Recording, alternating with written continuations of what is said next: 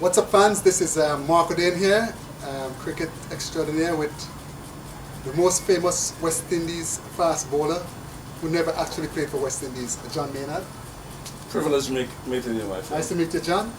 So, word on the street, this gentleman goes by the nickname of the Dentist. He's not a dentist in real life, but a fast bowler. So, John, how did you get into cricket? As a young man growing up in Nevis, everybody plays cricket because we didn't have a lot to choose from. We had cricket and football. Okay. So cricket is always something that every young person in the islands engage. So how did you get into fast bowling? Fast bowling is something that you're kind of into going to school because everybody bats, everybody bowls. And we had a game at school where you had to get someone out in order for you to get a bat in. So that's when you started bowling. So everybody get into bowling like that. Okay. So as a young man growing up, which West Indies fast bowler inspired you to bowl fast? It's kind of hard to say inspired. I was more inspired by Gordon Greenwich because I wanted to be a batsman. And even at my age, I still feel I'm a batsman.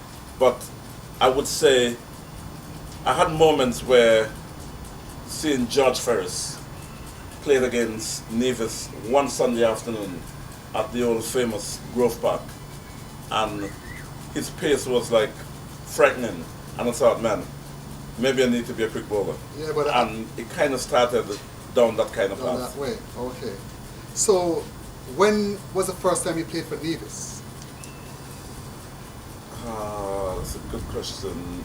I think I played 1988. I played probably one game. And it was funny, I played a game when I wasn't supposed to play. They was going to play another quick bowler, but he got injured the morning of the game. And they brought him to the squad. Well, we wasn't touring Antigua, and we played Antigua. They called me in with the intention maybe just to bowl a couple overs just to bruise the shine off for the spinners. And then I kind of messed the plan up by probably bowling 15 straight overs in my very first encounter for Nevis against Antigua. So, word on the street that you get the name, the Dentist, Antigua was playing Nevis, and he bowled at a certain batsman, and he edged the ball, and he stood up, he didn't walk, and that got you very upset. So could you elaborate on that for me, please? Well, word on the street, almost accurate, apart from I didn't get upset. I thought, he nicked one, which everyone could see that he was out, even the umpire, but he was a home umpire. And sometimes, not the player's fault, but sometimes home advantage, you get away with stuff. And I thought the next ball, I'm going to hit the deck a little harder and see what happens. Okay, so when you bowl a bounce, what happened? Well, the batsman tried a hook, and before he completed the shot, he was already struck. Sure. And it was not a great sight, but it was a moment that maybe defined my cricket. Yes, as a fast bowler, you have to show some guts as well. It's not that you want to injure the batsman, but you have to show people that you really mean business. So you made your first class debut 1992 versus Trinidad and Tobago for Leeward Islands. How did that go? Well, I made my debut against Trinidad in Nevis, my home island, and it was, I think we lost the game. I'm not sure the result per se, but what I can tell you, it was a very good debut in the sense that I made my debut, I get a hat-trick in that game, and get man of the match in that game as well. Yes. So it was a very good feeling to start out in front of your home crowd and making your home fans feeling proud. Yeah, basically just put you on the map as well. So let's roll forward. You played in the Stanford T20. I watched that game live. I think I still have the recording at home. And you got 4 for 9 with some vicious fast bowling. I mean, I was on my seat at home and I said, where was this guy? Where was this guy? You got man of the match. And I remember seeing you going up and collecting your check for the match. So elaborate on that for me, please. The Stanford T20, at the time I was 37 years, and I thought I had one last point to prove. And I thought I trained really hard, and the plan was because all the Windies picks were going to be taking part, like Jerome Taylor, Tina Best, Fidel Edwards, Corey Collymore. All the picks were taking part. Yes, and I thought, you know what? I need to prove a point to them that I'm still could compete with the young guns. Yes. And I remember they had they had a prize going for the individual who probably bowled the quickest ball. Delivery, yes. Yeah. And my training was geared towards being up there with the very best of the best.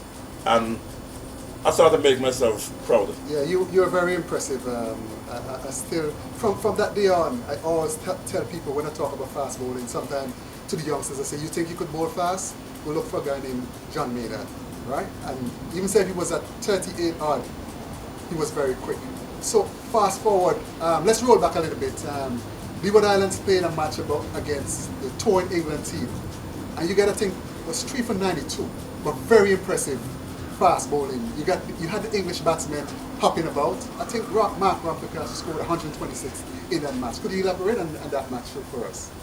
We played the Leewards. We actually played them in 2 games. First, it was a warm-up game in St. Kitts, where St. Kitts Nevis played England, and I got some wickets. I was injured at the time, and I played that match to prove my fitness.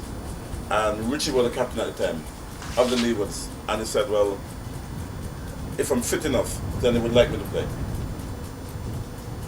In the first class game, the Leewards against England, and we played them in Antigua. And we had a pretty good game. We had some good pacers.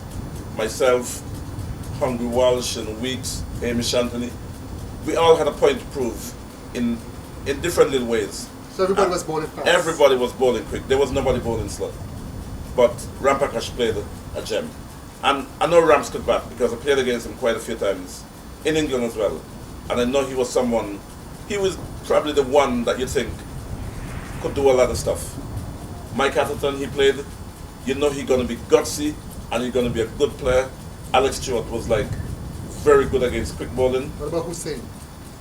Well, to be fair, Hussein and Saab, we never really think nothing of them. Okay.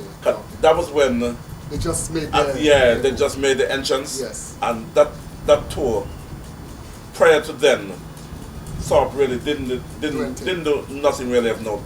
I think after the Barbados test, that's when he really showed something, and he moved on from there to become a great player. Okay. Him and Hussein. So after your first class career ended, you played during your first class career, you played some league cricket in England, for different clubs in England. Could you share your experience with people at least who might be interested in coming to England? Like give them an insight what is expected of them when they come to England to play cricket? Well, I've been a part of the club scene in England for probably 30 years, and I'm still playing at my age. As a pro, you expect to be the match winner for your team. You're pretty much an ambassador for the club, for the game, and you're an ambassador for your island and from the Caribbean. Because you're representing, if you do bad, you're going to get bad stories right about you. When you do good, they're going to also write good stories about you. So it's always important as a young man, come to England. Be respectful, be hard, but learn your skills. And there's no better place to learn cricket than England, because you play cricket from April until September. You play probably in league cricket, you're probably going to play 24 league games. You're going to play cup games. You're going to play different friendly games, and you still get a chance to practice and work on different stuff. So England is a place where anybody young looking to play cricket and they want to learn, England is a great place to come and learn, because opportunities you're going to get here. The condition going to help you in terms of what to do in certain conditions. Maturity would help you in terms of being a professional, where you're the professional, so the team look to you. So this helps you in terms of maturity as an individual as well. Okay. So last but not least, your coach now, your coach for Northamptonshire. Could you give any upcoming coach any advice who want to get into coaching? I mean, what they need to do, or just a little basic idea? Well, coaching is something which is quite easy. First, you got to be a student of the game if you want to be a coach.